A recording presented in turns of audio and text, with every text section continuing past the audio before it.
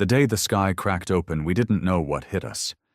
It was a Tuesday, mid-morning, and the air smelled like burnt ozone, like a storm was brewing, except there wasn't a cloud in sight. I was hauling cargo crates with Jessa and Malik down at the colony's edge, a dusty little outpost we'd scratched out of Titan's crust. 12 of us were out there, sweating through our suits, laughing about some dumb joke Malik had cracked about the governor's new beard. Then came the sound, a low, guttural hum that rattled your teeth, and before we could even look up, the first beam sliced through the ground like a knife through butter. Jessa went down first, her scream cut short as her suit split open, spilling red across the orange dirt. Malik shoved me behind a crate just as another beam took him, his body folding in half like a rag doll. I didn't see the rest die. I just heard the chaos, shouts, static over the comms, then silence. They came from nowhere, those bastards. Ships like jagged teeth hovering over us, black and gleaming, spitting fire that melted steel and bone alike. 12 of us gone in under a minute. 12 lives snuffed out like they didn't mean a damn thing.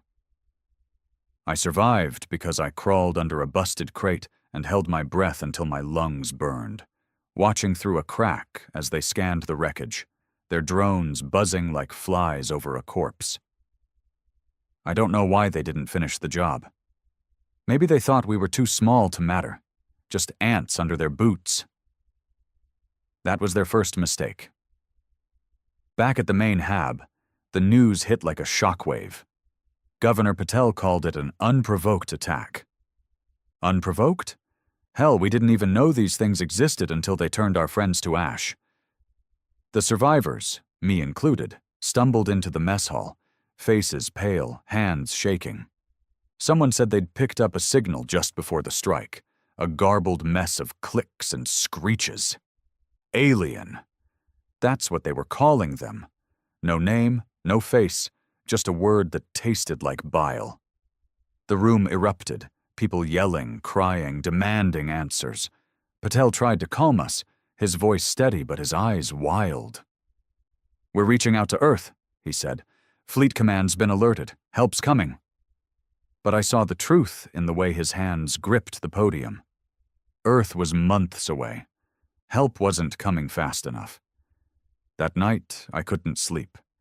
Every time I closed my eyes, I saw Jess's face, the way it froze mid-scream, or Malik's body crumpling like paper. I kept replaying it, wondering why I'd lived when they hadn't. Guilt gnawed at me, but under it, something hotter was growing. Rage, pure and sharp, like a blade sharpening itself. I wasn't the only one. By morning, whispers were spreading through the colony. People weren't waiting for Earth. They wanted blood. Tanner, our chief mechanic, was already in the hangar, rigging drones with whatever explosives we had left. "They think they can hit us and walk away?" he growled, slamming a wrench against a workbench. "We've got ships, we've got weapons, we've got something they don't, us." He wasn't wrong. Titan wasn't some cushy core world settlement. We were roughnecks, miners, exiles, people who'd fought tooth and nail for every scrap we had. The aliens might have had tech that made our gear look like toys, but we had grit, and we had numbers. The colony had 36 scout ships, patched up relics from the expansion wars, and a couple of freighters we could arm if we stripped them down. Patel tried to shut it down, preaching caution, but the crowd drowned him out. "They killed our people," someone shouted. I think it was Lena, her voice raw from crying over her brother. "What's stopping them from coming back?" That's when I spoke up. I didn't plan to, but the words came anyway, loud and steady, cutting through the noise. "They won't stop. Not unless we make them." Heads turned, eyes locked on me. I wasn't a leader, just a grunt who dodged death by dumb luck. But right then I felt it, the weight of their anger matching mine. "We hit them back," I said. "Hard. We find them, and we make sure they never forget us." The room went quiet, then exploded again, this time with purpose. Tanner grinned, a feral edge to it, and clapped me on the shoulder. "You're damn right, kid. Let's give 'em hell." By noon, we were moving. Techs welding warheads to ship hulls, pilots running sims, everyone pitching in. Patel gave up arguing and started helping, his hands dirty with grease by sundown. We didn't know where the aliens came from, not yet. But we had their signal, and we had a plan. Track it, hunt them, end them. They'd killed a dozen of us. A dozen lives we'd never get back. But we were thousands, and we were pissed. They'd lit the match. Now they'd burn. The next few days were a blur of sweat, steel, and sleepless nights. The hangar became our war room, a mess of sparking welders, clanging tools, and voices shouting over the hum of engines. We didn't have much, just a ragtag fleet of scout ships and freighters patched together with spit and spite. But we made it work. Tanner took charge of the mods, barking orders like a drill sergeant, his hands black with oil as he rigged plasma cutters into makeshift cannons. I stuck close, hauling ammo crates and running diagnostics, anything to keep my mind off the ghosts trailing me. Every time I blinked, I saw Jess's blood soaking the dirt, Malik's body folding under that beam. It wasn't just grief anymore, it was fuel. We cracked the alien signal by the third day. Lena, our comms tech, had been hunched over her console non-stop, her eyes red-rimmed but fierce. She'd lost her brother in the attack, and you could hear it in her voice when she called us over. "Got it," she said, slamming a fist on the table. "It's faint, but it's a trail, coordinates bouncing off a relay in the Kuiper Belt. They're out there, hiding." The room went electric. People crowded around, staring at the flickering holomap as it traced a jagged line into the black. Patel rubbed his jaw, muttering something about needing confirmation, but Tanner cut him off. "Confirmation? They killed our people. That's all the proof we need." The plan came together fast. Too fast, maybe, but nobody cared. We'd take every ship we had, follow the signal, and hit them before they could hit us again. Risky didn't even begin to cover it. Our ships weren't built for war. They were prospectors, haulers, relics from a time when humanity thought the stars were ours for the taking. Against whatever those aliens had, sleek, deadly, precise, we were a junkyard armada. But that's what made it us. We didn't win pretty. We won ugly. Launch day hit like a punch. The hangar doors groaned open, revealing Titan's bruised sky, all rust and gray, and one by one, our ships roared to life. I was on the Stalwart, a beat-up freighter Tanner had turned into a battering ram, its hull bristling with jury-rigged guns. He'd named it after his kid sister, lost in some Earthside riot years back. Another ghost riding with us. I strapped into the co-pilot seat, my hands shaky on the controls, while Tanner took the helm, his grin sharp enough to cut glass. "Ready to make some noise, kid?" he asked. I nodded, throat tight. Noise was an understatement. The fleet lifted off in a ragged chorus of engines, 38 ships total, crewed by miners and techs who'd never fired a shot in their lives.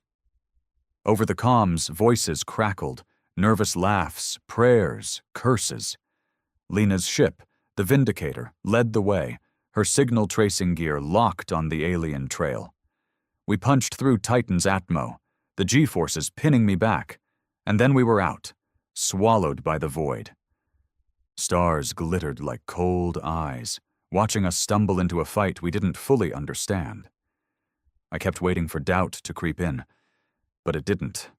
All I felt was heat, a fire that had been smoldering since the attack, now roaring to life.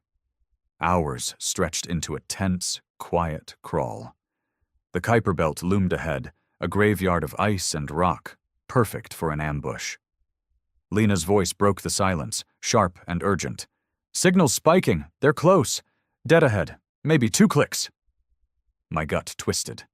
Tanner leaned forward, eyes narrowed, scanning the dark. All ships, weapons hot, he growled into the comms. If it moves, kill it. The fleet answered with a chorus of affirmatives, and I flipped the stalwart's targeting systems online, my pulse hammering in my ears. Then we saw them. Not the ships, not yet, but a shimmer, like heat rising off pavement, warping the stars, cloaked or trying to be.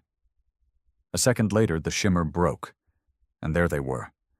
3 alien vessels, sleek and predatory, their hulls glinting like obsidian. Bigger than ours, faster, deadlier. My breath caught, a flicker of fear clawing up my spine, but Tanner didn't flinch. "Lock on," he snapped, and I did, fingers trembling as I synced the guns. The comms erupted, Lena yelling coordinates, Patel ordering a spread formation, someone else just screaming. We fired first. The stalwart's cannons spat plasma in ragged bursts, lighting up the dark, and the fleet followed, a chaotic storm of light and fury. The aliens reacted fast, their ships splitting apart like they'd rehearsed it, beams slicing back at us. One of our scouts, the Drifter, took a hit, exploding in a silent fireball, debris spinning into the void. I cursed, slamming a fist on the console, but Tanner just laughed, wild and unhinged. "That's it, you bastards. Come get us." They did. The lead alien ship swung toward us, its hull pulsing with some kind of energy, and a beam lashed out, grazing the stalwart's flank. The whole ship shuddered, alarms blaring, and I smelled smoke. "Shields holding, barely," I shouted, rerouting power as Tanner banked hard, dodging another shot. Out the viewport, I saw the Vindicator land a hit, a plume of fire blooming on the alien side. Lena whooped over the comms, but it cut short as their second ship fired back, clipping her wing. It was chaos. Raw, messy, brutal.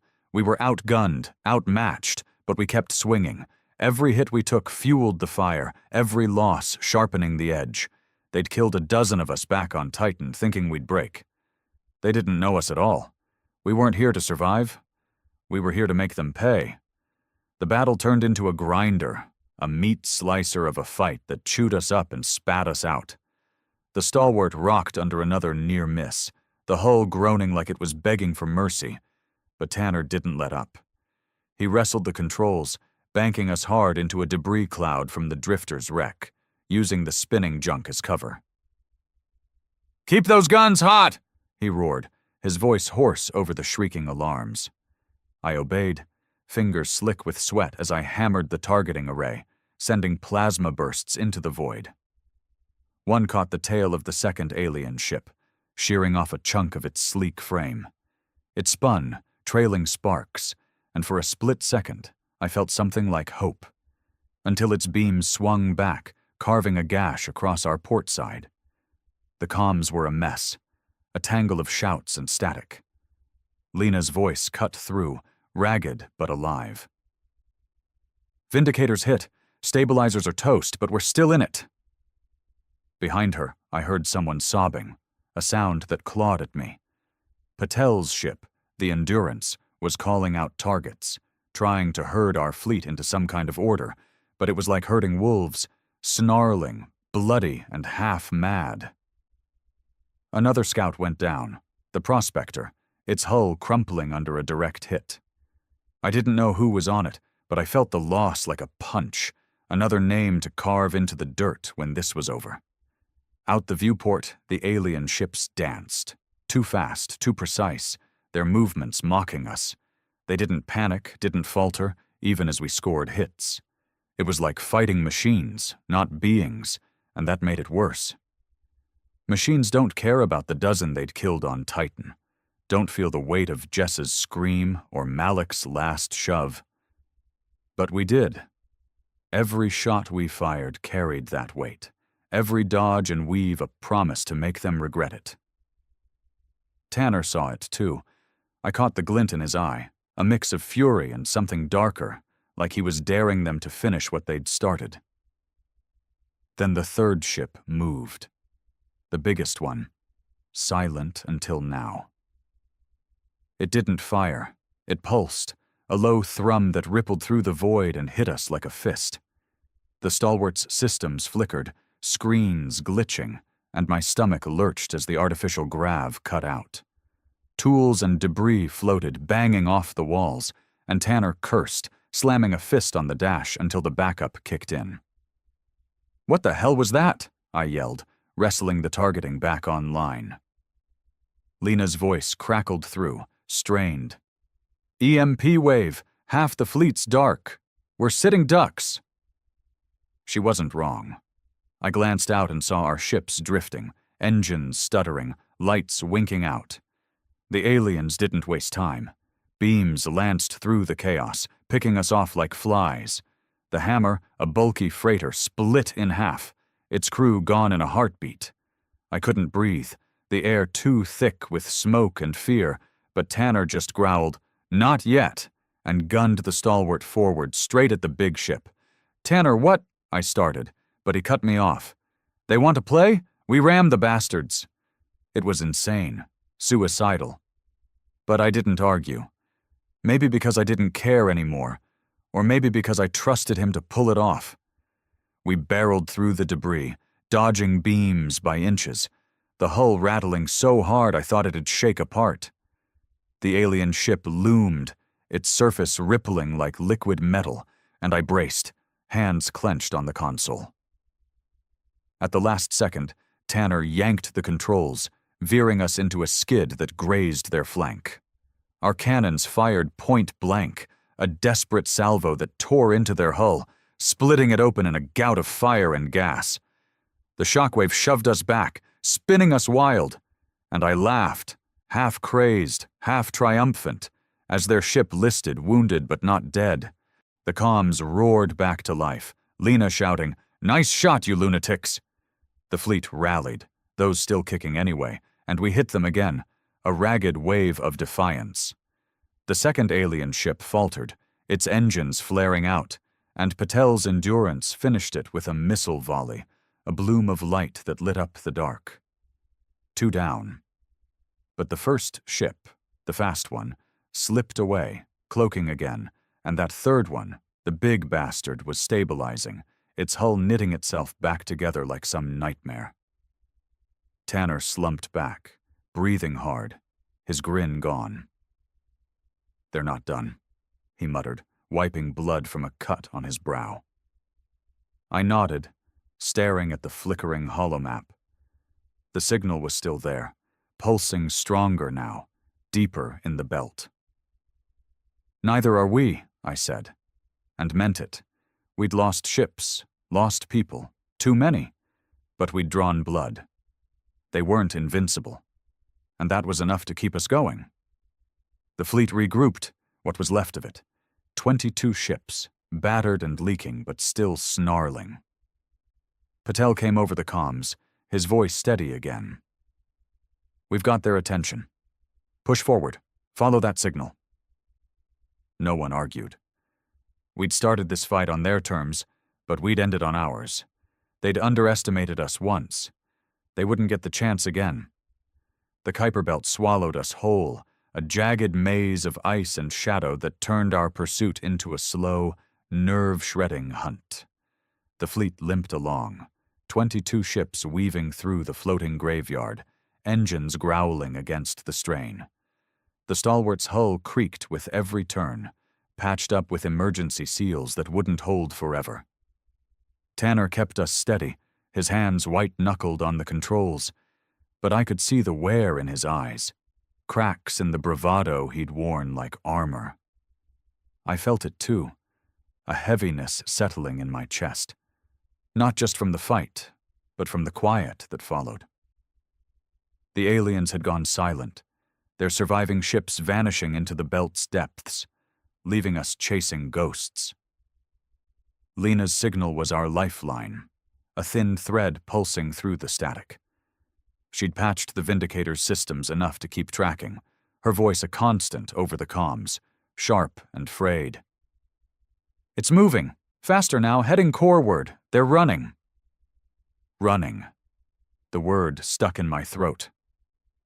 After what they'd done, Jessa, Malik, the Drifter, the Hammer, They didn't get to run. But it wasn't fear driving them, I realized, watching the holomap flicker. It was strategy.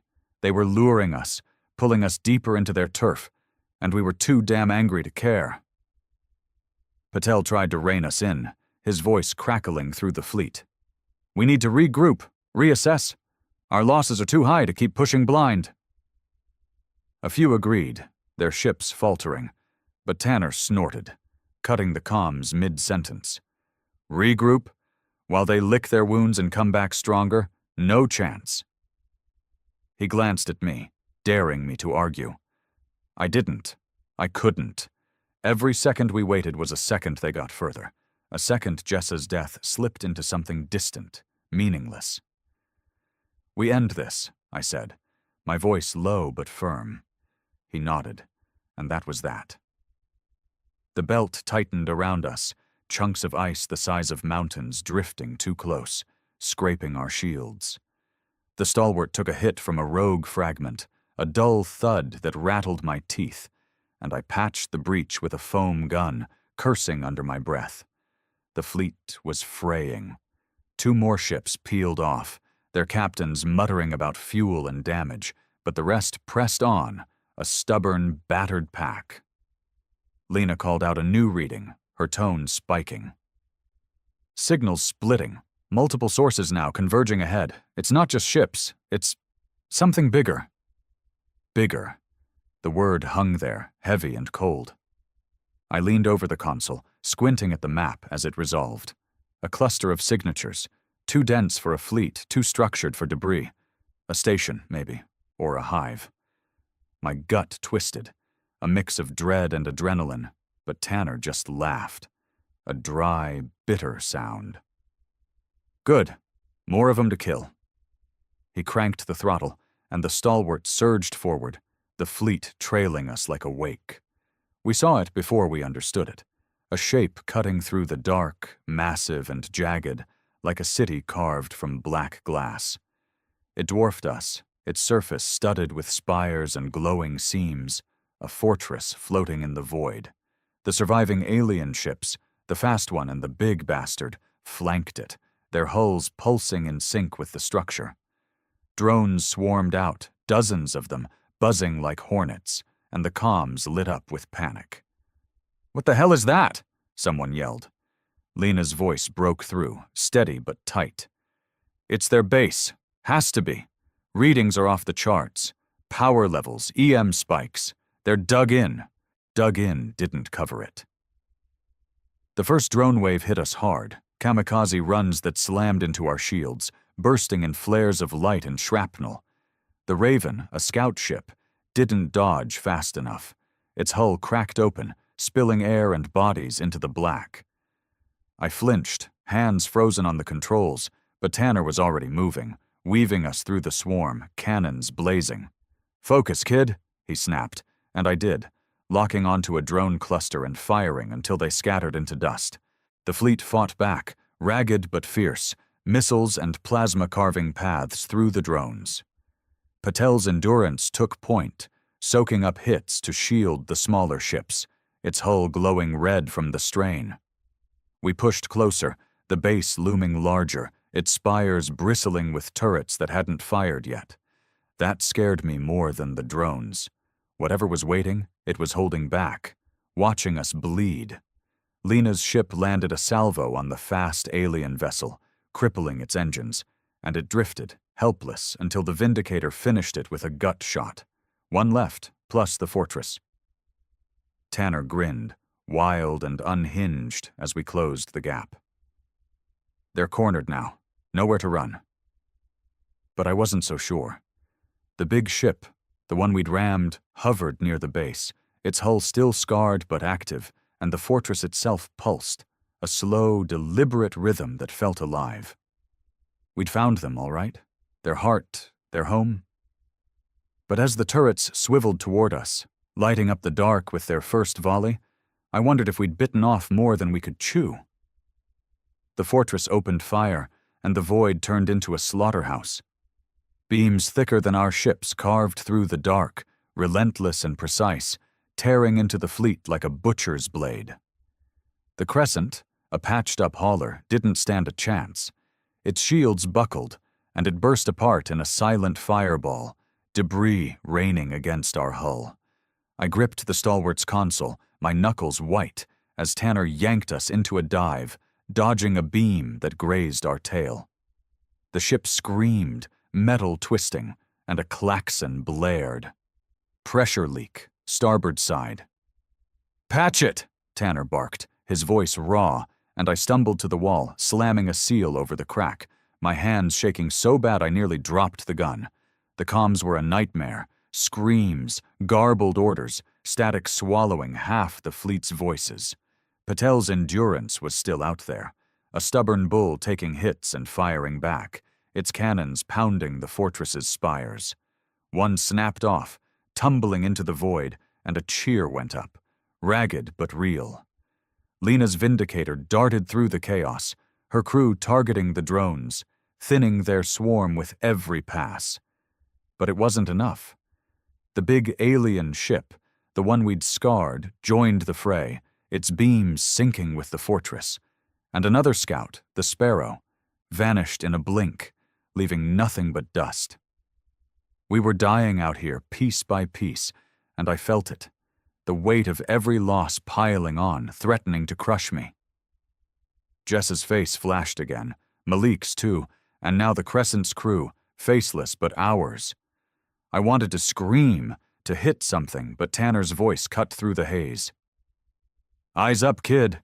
We're not done." He swung the stalwart toward the fortress, cannons blazing, and I locked onto a turret, firing until it exploded in a shower of sparks. It wasn't much, but it was something. A crack in their armor, a dent in their smug, silent arrogance. Lena's voice broke over the comms, breathless. "I'm reading a power surge, core of the base. If we hit it, we might cripple them." Patel latched onto it, his tone steady despite the chaos. "All ships, focus fire on the center, give it everything." The fleet shifted, a wounded beast baring its teeth, and we unloaded. Missiles, plasma, anything we had left. The stalwart's guns overheated, barrels glowing red, and I rerouted power from the shields, praying we wouldn't need them. Explosions bloomed across the fortress, fire licking its black glass, but it didn't break. It shuddered, pulsed harder, and then silence. The turret stopped. The big ship froze, drifting like it had lost its mind. For a heartbeat, I thought we'd done it, cracked their spine. Then the pulse hit. A wave of force that slammed us back, flipping the stalwart end over end. My head cracked against the console, blood hot on my tongue, and Tanner cursed, wrestling the controls as we spun. The fleet scattered, ships tumbling, and the comms went dead, swallowed by a hiss of white noise. When we stabilized, the fortress was still there, glowing brighter, angrier, and the big ship was moving again, slower but alive. "They're rebooting," Lena said, her voice faint over a backup channel. "That surge. It's a reset. We've got a window, but it's closing fast." A window. I wiped blood from my brow, staring at the fortress, its spires glinting like fangs. Tanner didn't hesitate. "Ram it," he said, and I snapped my head toward him. "What?" He glared at me, eyes burning. "We ram the core. Blow it from the inside. End this." My stomach dropped, but I saw it. The logic, the madness, the only play we had left. The fleet was down to 16 ships, half crippled, and the aliens were waking up. We couldn't outgun them, but we could hit them where it hurt. Patel's voice cut in, sharp. "Tanner, stand down. That's suicide." But Tanner killed the comms, his jaw set. "Not if we're fast. Get the charges ready." I stared at him, then nodded, scrambling to the cargo bay. We had mining explosives, crude, heavy, meant for cracking rock, not alien fortresses. I rigged them to a timer, my hand steady now, fueled by something colder than fear. Back in the cockpit, Tanner was already plotting the run, the stalwart's engines whining as he pushed them past red line. The fleet saw us move and reacted. Some followed, others hesitated, but Patel's endurance stayed back, covering us with a barrage that lit up the dark. The fortress loomed, its turrets flickering back to life, and a beam clipped our wing, shearing off a chunk of hull. We didn't stop. Tanner aimed us like an arrow, straight at the glowing core, and I braced, the timer ticking in my lap. "For Jessa," I whispered, and Tanner grunted. "For all of them." We hit! The stalwart slammed into the fortress, metal crumpling, and the world turned white. The white faded slow, like waking from a bad dream, but the pain told me I wasn't dreaming. My head throbbed, a dull hammer pounding behind my eyes, and something wet, blood, probably, trickled down my neck. The stalwart was a wreck, its cockpit a twisted cage of sparking wires and shattered glass. I coughed, tasting smoke, and fumbled with my harness, fingers numb as I pried it loose. Tanner was slumped beside me, breathing shallow, a gash across his forehead painting half his face red. "Tanner!" I shook him, my voice hoarse, and he groaned, eyes fluttering open. "Still here, kid," he rasped, forcing a grin that looked more like a grimace. "Did we get him?" I didn't know. The viewport was cracked, showing nothing but dark and static, but the silence was deafening. No alarms, no comms, just the creak of the hull settling. I stumbled to my feet, head spinning, and checked the timer on the charges. It was dead, crushed in the crash, but I'd set it short. 10 seconds. If it had gone off, we'd done something. If it hadn't, we were screwed. "Come on," I said, hauling Tanner up. He winced, clutching his side, but didn't argue as we limped to the airlock. The stalwart was done, hull breached, engines cold, but we weren't. The airlock hissed open, and we stepped into hell. The fortress's core was a cavern of black glass and pulsing light, its walls torn open where we'd punched through. Shards floated in zero-G, glinting like knives, and a faint hum vibrated through the floor, rattling my teeth. The charges had detonated. Half the chamber was a smoking ruin, cables sparking, machinery melted into slag. We'd hit them, all right, but not hard enough. The glow still pulsed, weaker but alive. And in the distance, I saw shapes moving, drones, or something worse, skittering toward us through the wreckage. Tanner leaned on me, his breath ragged. "Fleet's gotta finish it," he muttered, scanning the dark. I nodded, fumbling with my suit's comms, praying the backup channel worked. Static crackled, then Lena's voice broke through, faint and frantic. "Stalwart, you copy? Anyone alive in there?" Relief hit me like a wave. "Lena, it's us. We're inside. Core's damaged, but not down. You've got to hit it again." A pause, then she swore. "You're insane. Fleet's a mess. 12 ships left, barely holding. Patel's gone quiet." 12. The number sank in, heavy and cold. We'd started with 38, and now we were down to a handful, bleeding out in the void. I pictured Patel's endurance, that stubborn tank silent now, and my chest tightened. But Lena was still talking, her voice steel. "We saw the blast, thought you were toast. If you're in there, guide us. Where's the weak spot?" I looked around, squinting through the haze. The pulse came from a massive column, cracked but intact, its base littered with fried circuits. "Center column," I said. "It's the heart. Hit it hard." Tanner coughed, blood flecking his lips, and pointed to a console flickering nearby. "That's their tech. Bet it's linked." I dragged him over, propping him against it, and we pried it open. Alien glyphs glowed, shifting like liquid, but I didn't need to read them. I smashed the panel with a shard of metal, sparks flying, and the hum faltered, just for a second. "Lena, now!" I yelled into the comms. Outside, the fortress shuddered as the fleet unloaded, a distant rumble I felt through the floor. Light flared through the breaches, plasma and missiles hammering the core. The shapes in the dark got closer, tall, thin, moving like spiders on too many legs. Not drones. Aliens.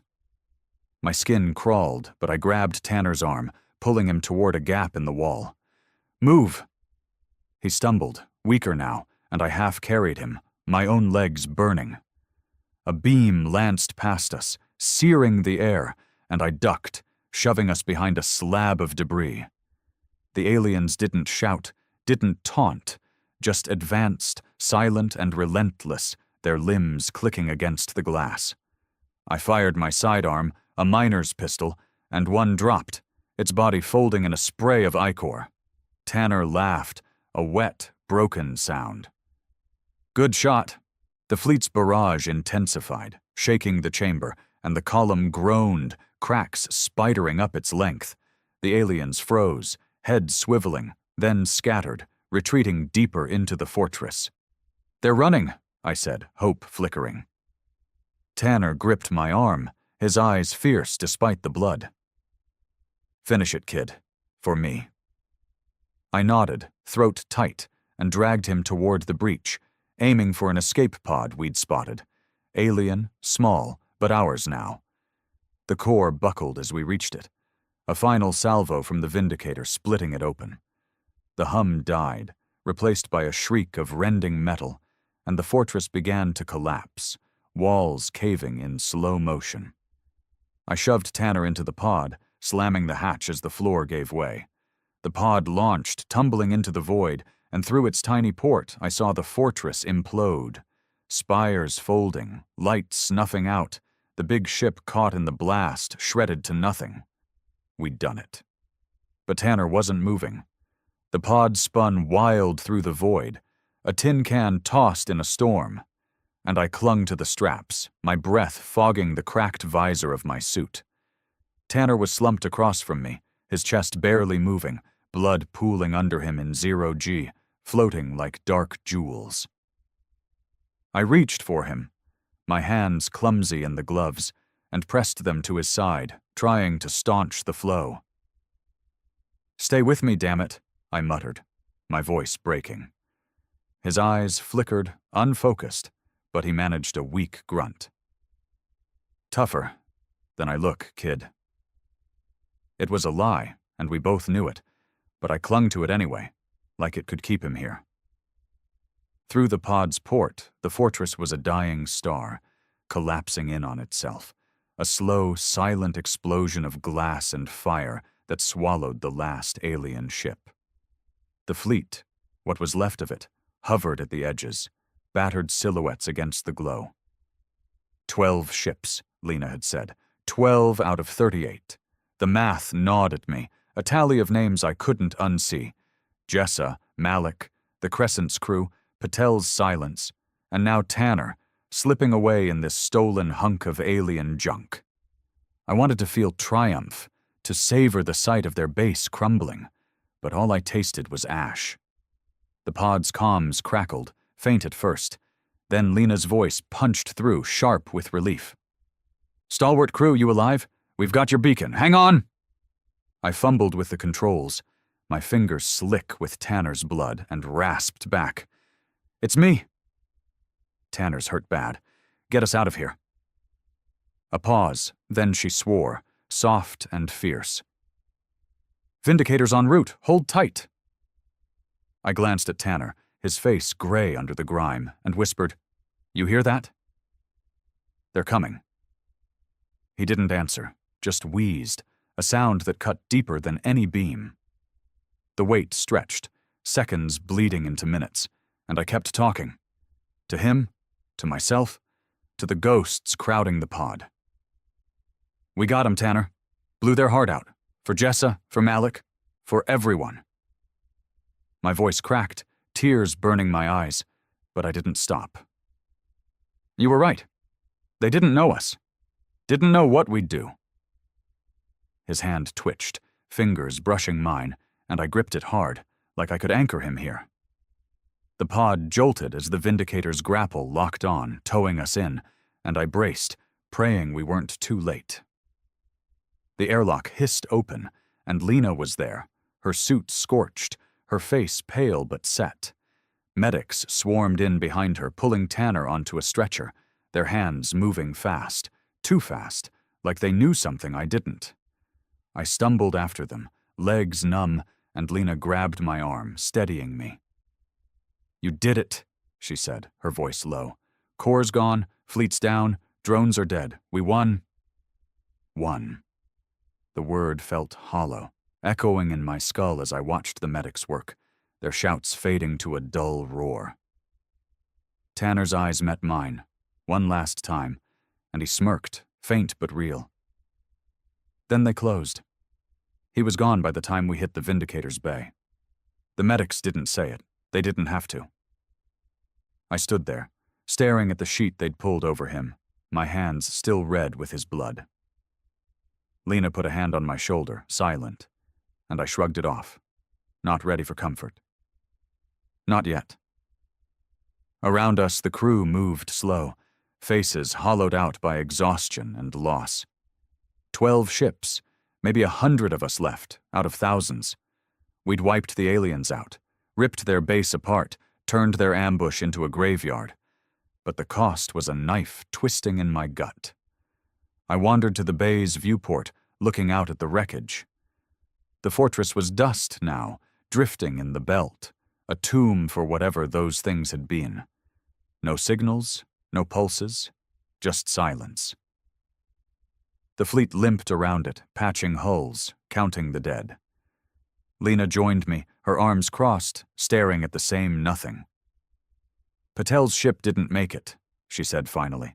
"Took a hit covering your run, him and 20 others." I nodded, throat tight. Another name, another debt. "We're not done," I said, the words slipping out before I knew why. Lena frowned, glancing at me. "What's left?" "They're gone." I shook my head, staring at the dark beyond the debris. That was one base, one fleet. They came from somewhere, killed a dozen of us like it was nothing. There's more. She didn't argue, just watched me, her jaw tightening. The fire in me wasn't out. It had dimmed, banked under the weight of it all, but it still burned. For Tanner, for Patel, for the dozen they'd taken first. The Vindicator's engines hummed, turning us back toward Titan, and I stayed there, rooted, the void staring back. The trip back to Titan was a quiet bleed, the Vindicator cutting through the void like a mourner heading to a funeral. The bay was a makeshift morgue, bodies under sheets, too many to count, and the living moved among them, hollow-eyed, patching wounds and ships with the same numb hands. I stayed by the viewport, watching the Kuiper Belt fade into a smudge of ice and shadow, the fortress's grave lost in the black. Lena didn't push me to talk, just lingered nearby, her presence a steady anchor I didn't deserve but needed. The fire in me hadn't died. It coiled tight, waiting, but the weight of what we'd lost pressed down hard, threatening to smother it. We buried Tanner on Titan, or what passed for burial out here. No dirt to dig, just a sealed capsule launched into orbit, his name scratched into the metal with a welder's torch. A dozen of us stood in the hangar, suits on, heads bowed as the pod arced into the sky, a faint streak against the rust-gray clouds. Lena said a few words, short, rough, about his grit, his laugh, but I couldn't speak. My throat locked up, memories of his wild grin and bloody hands choking me silent. He'd gotten us here, pushed us to ram the bastards, and now he was gone. Another ghost riding my shoulder with Jessa and Malik. The colony was a shell when we landed. The attack had gutted it. Craters where the beams hit. Habs cracked open, the air thick with dust and grief. The survivors met us, faces gaunt, asking questions we couldn't answer. "Did you get them?" a woman demanded, her voice sharp with tears. I nodded, forcing the words out. "They're gone. Base is dust." She stared, then turned away, like it didn't matter anymore. Maybe it didn't. We'd wiped them off the map, but the dozen they'd killed stayed dead, and the scars they'd left wouldn't heal with vengeance. Lena took charge, rallying what was left: techs to fix the ships, medics to tend the wounded, me to help her sift through the wreckage of the alien pod we'd escaped in. It was a twisted mess, but its systems hummed, faint and alien, a puzzle we couldn't crack yet. "This is our edge," she said, prying open a panel, her hands steady where mine shook. "They're out there. More of them. We need to know what we're up against." I didn't argue. The signal we'd chased, the fortress, the way they'd fought, it wasn't random. It was a piece of something bigger, a war we'd stumbled into blind. Days blurred into nights, Titan's dim sun barely marking the hours. I worked with Lena, pulling data from the pod, mapping the signal's origin deeper into the black, past the belt, past anything we'd charted. The fleet, what was left, repaired slow, 10 ships now, armed with scavenged alien tech we barely understood. The colony whispered about Earth, about calling for help, but the comms lag was months, and we'd stopped waiting. We'd fought alone, bled alone, and we'd finish it alone if we had to. One night, I stood at the crater where Jessa and Malik died. The dirt still stained dark. The wind howled, kicking up dust, and I clenched my fists, feeling the fire flare again. They'd killed a dozen of us, 12 lives snuffed out like sparks, and we'd answered with a roar that shook the stars. The fortress was gone, their ships shattered, their drones silent, but it wasn't enough. Not while their kind still breathed somewhere out there, plotting, waiting. I'd seen their faces in the core, those spider-limbed things cold and merciless, and I knew they wouldn't stop. Neither would we. Lena found me there, her suit patched, her eyes hard. "Data's decoded," she said. "Coordinates. Another system, 3 jumps out. Could be their home." I turned, meeting her gaze, and saw the same fire mirrored back. "We go," I said, no hesitation. She nodded, a grim smile tugging her lips. "Fleet's ready. We hit them before they hit us again." The Vindicator launched at dawn, 10 ships rising from Titan's dust, a battered spear aimed at the dark. I stood at the helm, Lena beside me, the pod's map glowing on the console, a path to their heart. They'd underestimated us once, thought a dozen dead would break us. They were wrong. We'd wiped their outpost off the map, and now we'd take the rest. For Jessa, for Malik, for Tanner, for every soul they'd dared to touch. Humans don't bend. We burn. The air was thick with dust and desperation, a choking haze that clung to every surface of the settlement like a second skin. Out there, beyond the cracked horizon, the alien overseers watched. Those towering insectoid figures with their clicking mandibles and cold, unblinking eyes. They'd told us it couldn't be done. They'd laughed, if you could call that grating metallic rasp a laugh, when we first dared to speak of it. A tower, we'd said, a spire to pierce the heavens, to claim this forsaken rock as ours, to prove we weren't just the broken remnants of a conquered species. Impossible, they'd hissed through their translators, their voices dripping with disdain. Your kind lacks the strength, the will, the vision. You are ants dreaming of mountains. And for a while, we believed them. For a while, we bowed our heads and scraped by in the shadow of their dominion, our hands bleeding from their labor, our spirits crushed beneath their rule. But then came Elias. Elias, with his wild eyes and his voice like thunder, the kind of man who could make you believe in miracles even when the world was falling apart. He stood in the center of the camp one night, the firelight flickering across his scarred face, and he told us we weren't ants. "We're humans," he roared, slamming a fist into the dirt. "We've built wonders before, pyramids, bridges, cities that touched the stars. They took our planet, but they can't take our soul." The crowd was silent at first, the weight of his words sinking into us like rain into parched earth. Then someone cheered, a ragged, desperate sound, and it spread like wildfire.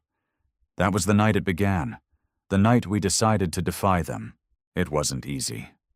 God, it was anything but easy. The overseers didn't just mock us, they punished us. They cut our rations, sent their drones to buzz over our heads day and night, their red eyes glowing like demons in the dark.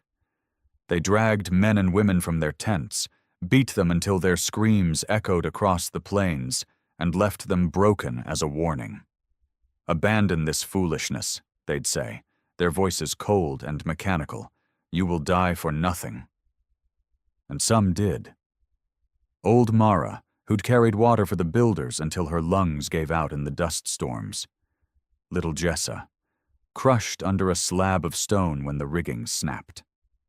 We buried them under the foundations, their graves unmarked but never forgotten, their deaths fueling something raw and unbreakable in us. Elias kept us going. He'd walk the lines, his limp more pronounced with every passing day, his hands cracked and bleeding from hauling rock. They think we're weak, he'd say, his voice hoarse but fierce. Let's show them what weak can do. And so we built. Day after day, under a sun that burned like judgment, we stacked stone on stone, forged steel from scraps, and clawed our way upward. The tower rose, slowly, painfully, a jagged silhouette against the alien sky. It wasn't beautiful, not yet. It was rough, uneven, stained with sweat and blood, but it was ours. Every inch of it screamed defiance, a middle finger to the ones who'd called us nothing. The overseers noticed. How could they not? Their drones circled closer now, their patrols doubled. One night, they came for Elias. I was there, hauling a bucket of water, when their claws closed around his arms. He didn't scream, didn't beg, just stared them down as they dragged him away, his eyes burning with that same fire that had lit us all. "Keep building," he shouted before they silenced him. "Don't you dare stop!" And we didn't. We couldn't. Because if we stopped, it'd mean they were right. It'd mean we were nothing. And we'd die before we let that happen. The camp was quieter after they took Elias, but it wasn't the silence of defeat. It was something heavier, something coiled tight like a spring ready to snap. We worked harder, faster, our hands moving with a fury that drowned out the ache in our bones. The tower grew taller, its shadow stretching across the cracked earth like a promise, or a threat, depending on who was watching. The overseers didn't bring Elias back, and that gnawed at us. Some whispered he was dead, his body dumped in the wastelands beyond the camp. Others swore they'd heard his voice in the night, carried on the wind, urging us on. I didn't know what to believe, but I saw him in every stone we laid, every beam we raised. He was the heartbeat of this thing, and we weren't about to let it stop beating. Then there was Kalia. She stepped up when no one else would, her voice sharp and steady where Elias's had been wild and raw. She was younger than most of us, barely 20, with a face still soft despite the scars that crisscrossed her arms from years in the mines. But her eyes, those were old, hardened by loss, and lit by a fire that rivaled even Elias's. She'd been his shadow for months, learning from him, challenging him, and now she carried his torch like it was hers all along. "They think they've broken us," she said one dusk, standing atop a pile of rubble, her silhouette framed by the dying sun. "They think taking him ends this. They're wrong." The crowd murmured, some nodding, some staring at her like she was a ghost come to haunt us. "We finished this tower," she went on, "not for him, but for us. For every one of us they've crushed, for every grave we've dug." It wasn't all unity, though. Doubt crept in like rot. Marcus was the loudest, A hulking man with a temper as big as his fists. He'd never liked Elias, called him a dreamer with blood on his hands, and now he turned that venom on Kalia. "This is madness," he bellowed one night, slamming a hammer into the ground so hard it sparked. "We're dying for a pile of rocks. They'll kill us all before it's done." A few nodded, their faces drawn and weary, and I felt the rift forming, a crack in the foundation we'd built with our own sweat. Kalia didn't flinch. She stepped right up to him, her small frame dwarfed by his, and stared him down. "You want to quit? Go. Crawl back to their feet and beg, but don't expect us to follow." Marcus glared, his jaw tight, but he didn't swing. Not yet. He stormed off, and a handful trailed after him, their heads low. The rest of us stayed. The overseers tightened their grip. The drones weren't just watching now, they were attacking. One swooped down during a midday shift, its claws slashing through a rope that sent a slab of stone crashing to the ground. It missed me by inches, the dust choking my lungs as I scrambled back. Two others weren't so lucky. Rico and Sana, pinned beneath the wreckage, their cries cut short. We pulled them out, but it was too late. Kalia knelt by their bodies, her hands trembling as she closed their eyes, and for a moment I thought she'd break. But she stood, wiped the dirt from her face, and pointed to the tower. "They're scared," she said, her voice low and fierce. "That's why they're doing this. They're scared of what we can do." That night, the sky burned. A storm rolled in, not of rain but of fire. Streaks of light tearing through the clouds as the overseers unleashed something new. Explosions rocked the camp, shattering tents, scattering us like rats. I dove behind a pile of steel, my ears ringing, and saw the tower still standing, defiant even as flames licked its base. Kalia was shouting, rallying us, her voice cutting through the chaos. "Hold the line!" she screamed. "They won't take it from us!" And as the ground shook and the sky bled red, I realized she was right. They were scared. Because we were still here. Because we were still building. The firestorm didn't stop us, but it left scars. The camp was a ruin by morning. Tents reduced to ash, supplies buried under charred debris. The air stank of smoke and melted steel, and the ground was littered with the wounded, moaning, cursing, or just staring blankly at the sky. The tower loomed above it all, blackened at its base but unbroken, a jagged tooth biting into the dawn. We'd lost 8 that night, their bodies dragged to the edge of the settlement and laid out in a row. No time for graves, not yet. Kalia walked among them, her face a mask of dirt and resolve, muttering names under her breath like a prayer. "They didn't die for nothing," she said, loud enough for us to hear, though it felt like she was convincing herself too. "We keep going." But the overseers weren't done. Their ships came at noon, sleek, angular things that hovered silently above us, casting shadows that swallowed the camp whole. No drones this time, no petty harassment. This was a message. A voice boomed from the lead ship, amplified and distorted, echoing off the rocks. "You have defied us long enough," it said, cold and final. "Cease this rebellion or we will erase you from this world." The words hung there, heavy as the heat, and I saw fear ripple through the crowd. Even Kalia faltered, just for a second, her hands clenching into fists. Then the ships opened fire, not at the tower but at us. Beams of light carved through the dirt, vaporizing anything they touched. I saw Taryn, the wiry kid who'd hauled cables with a grin, disappear in a flash, leaving nothing but a scorch mark. Screams filled the air as we scattered, diving for cover, clawing at the earth like animals. Kalia didn't run. She stood her ground, shouting orders through the chaos, her voice a lifeline in the madness. "Get to the tower," she yelled. "Use it! Fight back!" I don't know how she stayed so steady. but it pulled us together. We ran, dragging the wounded, shielding each other as the beams rained down. The tower's base was a fortress now, reinforced with scrap and stone, and we piled inside, cramming into the narrow spaces we'd carved out. The walls shook as the ships bombarded us, but they held. Someone, maybe Joran, the old engineer, had rigged a makeshift shield from salvaged alien tech, and it hummed to life, deflecting the worst of the blasts. We weren't helpless anymore.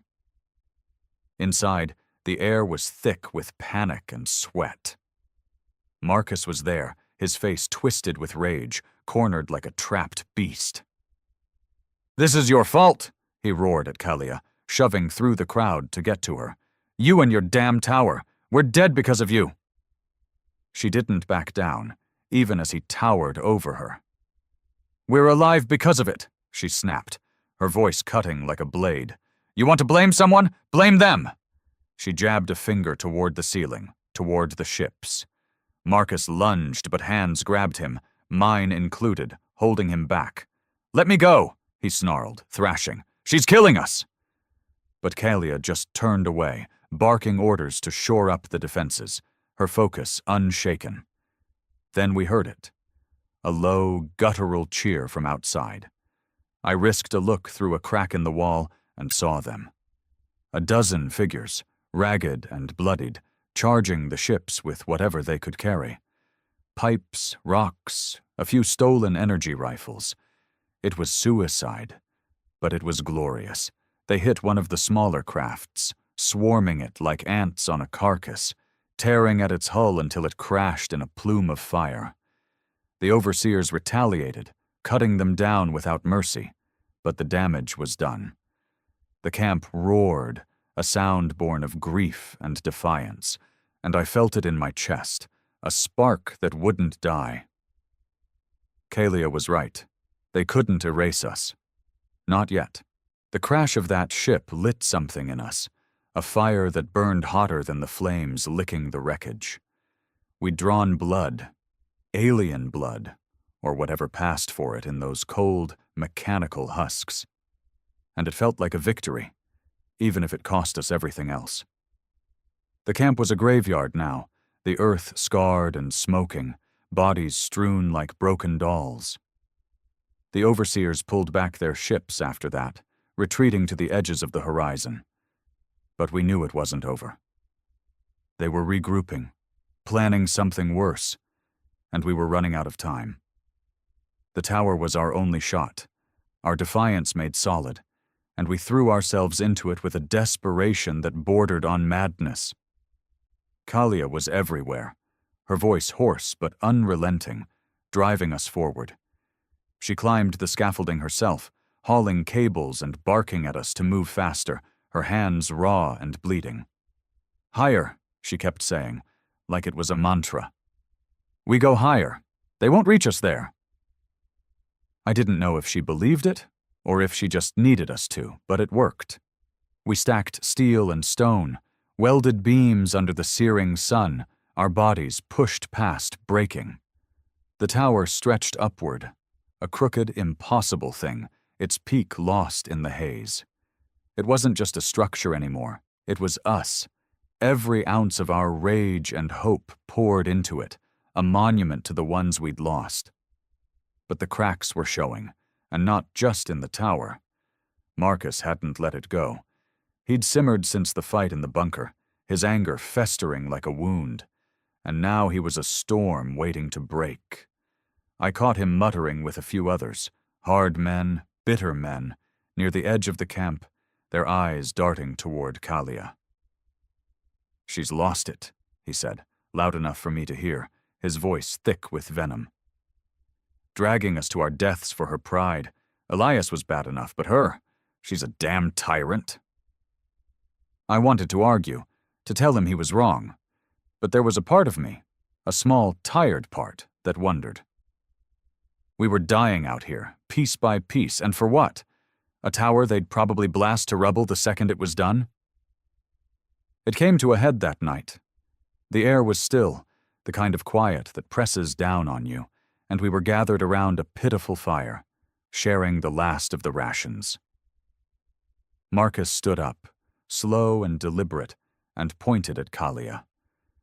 "You're done," he said, his voice carrying over the crackle of the flames. "We're not following you anymore. This ends now."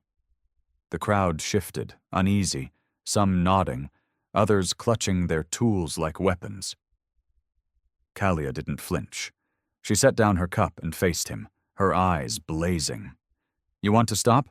Fine. Walk away. But don't pretend you're saving anyone, you're just scared." He laughed, a harsh, ugly sound, and stepped closer. "Scared? Look around, girl. We're dead already. You're the one clinging to a ghost." He swung then, a fist aimed at her jaw, but she ducked, quick as a shadow, and drove her knee into his gut. He doubled over, gasping, and the camp erupted, shouts, shoves, a chaos of loyalties splitting us apart. I grabbed Marcus's arm, pulling him back, while others held Kalia, her chest heaving. "Enough!" I yelled, my voice raw. "We're killing ourselves faster than they can!" The fight drained out of them, but the damage was done. Marcus spat blood into the dirt and walked off, half a dozen following him into the dark. Kalia watched them go, her face unreadable, then turned back to the fire. "We finish it," she said, quieter now, but no less certain. For the ones who stayed. Above us, the tower loomed, silent and waiting, as the first lights of the overseer's ships blinked back into view on the horizon. They were coming, and we weren't ready. The lights on the horizon grew brighter, a swarm of stars that promised death. We could hear them now, a low hum that vibrated through the ground, rattling the loose stones at the tower's base. It was a sound that sank into your bones, a reminder of how small we were, how fragile. But Kalia wouldn't let us feel it. She was up before dawn, her voice cutting through the haze, rallying us like a general on the brink of a last stand. "They're coming for us," she said, standing on a rusted crate, her silhouette sharp against the gray sky. "They think they've won. Let's prove them wrong one more time." Her words weren't loud, not like Elias's had been, but they hit harder, sinking deep into the hollows where fear lived. We moved, slowly at first, then with purpose, hauling the last of our materials, climbing the tower's jagged frame, our hands trembling but steady. The work was brutal. The higher we went, the thinner the air got, the wind tearing at us like it wanted us gone. Ropes snapped, tools slipped, and every step felt like a gamble with gravity. I saw Lena, a wiry woman with a limp, lose her grip on a beam and fall, 30 feet straight down, her scream swallowed by the gusts. We didn't stop to mourn, couldn't. We tied her scarf to the scaffold where she'd stood, a scrap of red flapping like a wound, and kept going. Kalia was up there with us, her face streaked with sweat and grime, pulling cables twice her weight. "Almost there," she panted, her eyes fixed on the peak. "We're almost there." But Marcus was still out there, a shadow on the edge of everything. He and his crew hadn't left the camp. They'd set up near the old water tanks, watching us, waiting. I caught glimpses of them through the dust, their figures hunched and bitter, and I wondered what they were planning. It didn't take long to find out. Midday, when the sun was a hammer beating us down, they struck. A group of them, Marcus at the front, his face twisted with rage, charged the tower's base, swinging hammers and pipes. "Tear it down!" he roared, his voice carrying over the wind. "End this madness before it ends us." They hit the supports, metal clanging against metal, sparks flying as the structure shuddered. Panic ripped through us. "Hold them off!" Kalia shouted, sliding down a rope so fast it burned her hands. I followed, my heart pounding, grabbing a length of rebar as a weapon. The camp dissolved into chaos, us against them, humans against humans, all while the overseer's hum grew louder. I swung at a man I'd once shared bread with, his eyes wild as he tried to smash a pillar. Kalia tackled Marcus, the two of them rolling in the dirt, fists flying. "You're killing us!" he snarled, pinning her down. She spat in his face and kicked free, scrambling to her feet. "You're the one giving up!" she fired back, her voice breaking. The tower groaned, a deep, wounded sound, and for a moment I thought it'd fall. But Jorn and his crew had reinforced it too well. Those old scavengers knew their craft. The supports held, barely, and we drove Marcus's group back, bloodied and cursing, to the edge of the camp. They retreated, but the cost was high. 3 of ours dead, a dozen hurt, and the tower scarred but standing. Kalia stood over the mess, breathing hard, her hands dripping red. "We don't stop," she said, more to herself than us. "Not now." Then the sky darkened. The overseers were here, ships descending like vultures, their weapons glowing hot. They didn't fire, not yet. They hovered, silent and massive, waiting for us to break. And up above, the tower's peak glinted, so close we could taste it, a defiance they couldn't ignore. The ships hung there, blotting out the sky, their shadows swallowing us whole. The hum was deafening now, a pulse that shook the earth and rattled the tower's frame, sending dust cascading from its heights. We stood beneath it, a ragged line of survivors, our hands still raw from the fight with Marcus, our eyes fixed on the enemy above. Kalia was in the center, her stance wide, her face a mask of defiance despite the blood crusting her lip. "They're here to finish it," she said, her voice steady even as the wind whipped her hair into a tangle. "But we're not done yet, not until that peak's crowned." She pointed upward to the jagged tip of the tower, so close now we could see the stars through its gaps. It was a crazy dream, a human dream, and it was all we had left. We climbed. There was no time for rest, no time for doubt, just the raw animal need to finish what we'd started. The overseers watched, their ships eerily still, as if savoring the moment before the kill.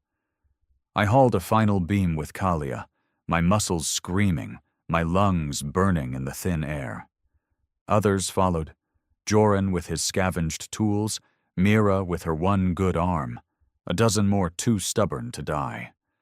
The wind howled, threatening to rip us off, but we clung to the scaffold, hammering, welding, tying off ropes with hands that wouldn't stop shaking. The tower swayed, a living thing under our weight, and I heard someone praying below, a faint, desperate sound lost in the chaos. Then they fired. The first beam lanced through the air, white-hot and silent, shearing off a chunk of the tower's midsection. The structure buckled, metal screeching as it twisted, and 2 fell, screaming shadows plummeting into the dark. I grabbed a strut, my stomach lurching, and saw Kalia hanging from a rope, her legs dangling over nothing. "Keep going!" she yelled, hauling herself up, her voice a lifeline. Another blast hit, closer this time, vaporizing a platform I'd stood on minutes before. The camp below erupted in flames, the last of our shelters gone. But we didn't look back. We couldn't. The peak was right there, 10 feet, 5, then inches, and we threw everything into it. Joran slammed the final piece into place, a crude spire of twisted steel, and we lashed it down as the tower shook again. "It's done," he shouted, his voice cracking with triumph, and for a moment we just stared at it, a ugly, beautiful thing piercing the sky, a human mark on a world that wasn't ours. Then the overseers answered. A barrage rained down, beams slicing through the air, tearing into the tower's base. The whole thing tilted, a slow, sickening lean, and I thought we'd lost it all. But it held, just barely, its roots deep in the earth we'd bled for. Kalia laughed, a wild, broken sound, and raised her fists to the ships. "You see that?" she screamed. "You see what we did? You can't take it!" The words were madness, but they lit us up, and we roared with her, a primal howl that drowned out the hum. The ships shifted, their weapons powering up, and I braced for the end. But then, movement below. Marcus. He was back, his crew with him, not to fight us this time but them. They charged the nearest ship, hurling salvaged explosives, their shouts mingling with ours. One detonated, a bloom of fire against the hull, and the craft wobbled, listing to one side. The overseers hesitated. For the first time, they hesitated, their formation breaking as Marcus's attack threw them off. Kalia grabbed my arm, her eyes blazing. "They're rattled," she said, breathless. "We've got a chance." And as the tower stood, battered but unbroken, I believed her. We weren't just surviving anymore. We were fighting.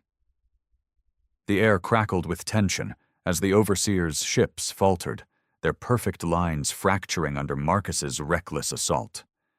Down below, he and his crew moved like wolves, darting through the wreckage of the camp, lobbing every scrap of explosive they'd scavenged.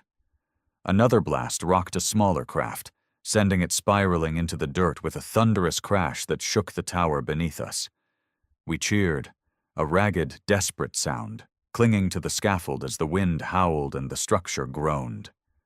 Kalia's eyes were wild, her grip on my arm tight enough to bruise. "They're not invincible," she said, her voice trembling with something like awe. "We can hurt them." But the overseers weren't finished. The lead ship, massive, gleaming, a god among insects, swung forward, its hull pulsing with a sickly green light. A beam erupted from it, not wild like the others, but precise, carving a trench through the camp that swallowed Marcus's crew in a heartbeat. The explosion was blinding, the heat washing over us even at this height, and when the dust cleared, there was nothing left, just a smoking scar where they'd stood. I felt the loss like a punch, my breath catching as I searched for Marcus's hulking shape. But he was gone. They all were. Kalia's face tightened, her jaw clenching, but she didn't falter. "They bought us time," she said, her voice low and fierce. "We use it."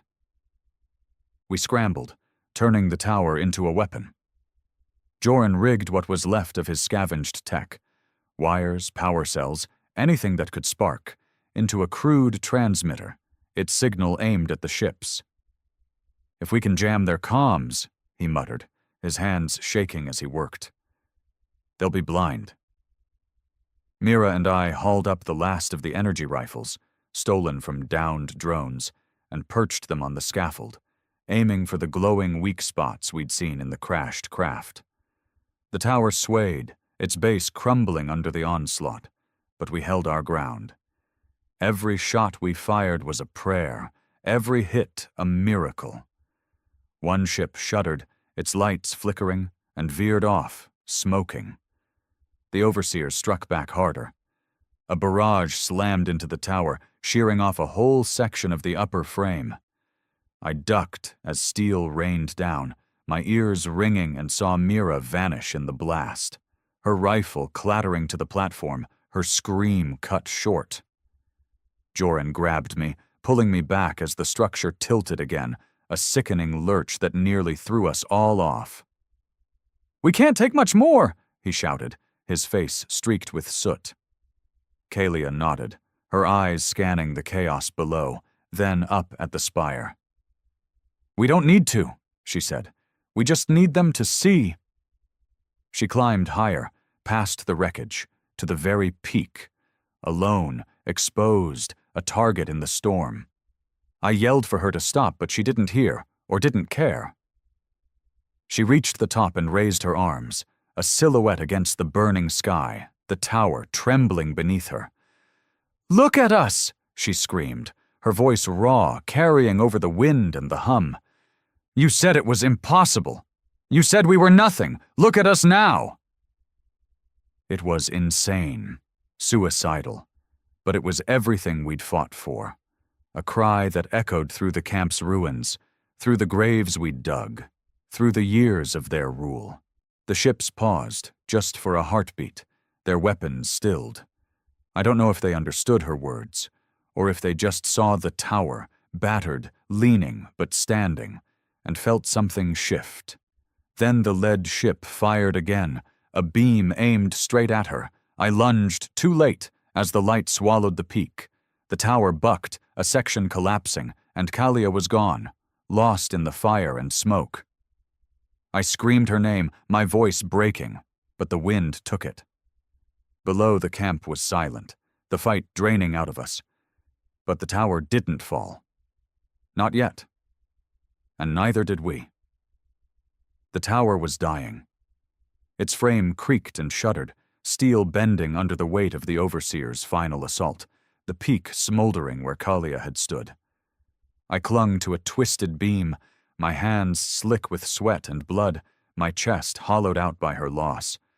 Below, the camp was a wasteland, fires guttering out, bodies buried in ash, the last of us scattered like ghosts. The ships loomed closer, their hum a death knell, their lights bathing us in a cold, unfeeling glow. We'd pushed them, hurt them, made them bleed, but it wasn't enough. Not yet. I could feel the end coming, a weight pressing down, and part of me wanted to let go, to fall with the tower and be done. But Kalia's voice echoed in my head, fierce and unbroken. Look at us now. She'd given everything for this, and I couldn't let it end in silence. I scrambled down, my boots slipping on the warped metal, and found Joran hunched over his transmitter, still alive, still fighting. His hands were burned, his face gaunt, but his eyes burned with the same fire we'd all carried. "It's working," he rasped, nodding at the flickering signal. "Their comms are scrambled. They're confused." I grabbed his shoulder, pulling him up. "Then we hit them harder," I said, my voice rough with grief and rage. "For her, for all of them." He nodded, and we moved, gathering the survivors, the handful of us too stubborn to break. We had rifles, explosives, a few drones we'd salvaged and turned against their makers. The tower was our backbone, its height our vantage, and we'd make them pay for every inch they took. The fight was chaos. We fired from the scaffold, beams and bullets streaking through the smoke, targeting the ship's glowing cores. One exploded in a shower of sparks, crashing into another and sending them both spiraling down. The overseers retaliated, their weapons tearing into the tower's base, and I felt it give. A slow, inevitable collapse, starting deep in its roots. "Hold on!" I shouted, as the structure tilted, throwing us against the frame. Joran rigged the last explosive, a massive charge we'd meant for the peak, and hurled it at the lead ship. It detonated mid-air, a fireball that rocked the sky, and the ship listed, its hull cracking open like an egg. That was the tipping point. The overseers faltered, their formation breaking, and for the first time, they retreated, ships peeling off, vanishing into the haze. We watched, breathless as the hum faded, leaving only the wind and the groan of the tower. It was leaning hard now, too damaged to stand, and we slid down its crumbling sides, hitting the ground as it gave way. The crash was deafening, a plume of dust and steel rising like a shroud, and when it settled, the tower was gone. Just a heap of twisted wreckage, its spire buried in the earth. We stood there, battered and bleeding, staring at the ruin. It should have felt like failure, but it didn't. We'd built it, we'd finished it, and they'd run. Joran clapped my back, a tired grin splitting his face. "They said it was impossible," he said, echoing Elias's old fire. "We showed 'em." I nodded, my throat tight, picturing Kalia at the peak, her arms raised, her voice defying the stars. The camp was lost, most of us were gone, but the overseers would never forget. Neither would we. Days later, word spread. Other settlements, other humans, rising up, inspired by a tower they'd never seen but felt in their bones. The overseers tightened their grip, but it was too late. We'd planted a seed, watered it with blood, and it was growing. They'd called us ants, we'd built a mountain, and we'd do it again.